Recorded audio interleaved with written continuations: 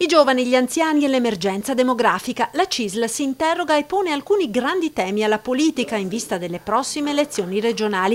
Un pacchetto di proposte su temi e progetti ritenuti prioritari per tutelare gli interessi dei lavoratori e dei pensionati veneti, soprattutto alla luce dello scenario che si prospetta con il cambiamento demografico. Qui riteniamo che vadano fatte delle scelte ora, subito, perché il cambiamento demografico di questa regione ci dice che nel giro di 10-15 anni saremo una regione più vecchia, meno popolata, con sempre meno giovani, e quindi questo rischia di mettere in discussione anche il nostro modello di sviluppo. Di qui una serie di priorità che la CISL intende sottolineare. Primo, serve un'alleanza per i giovani in questa regione per rendere questo territorio attrattivo per i giovani perché investano qui e restino nel paese.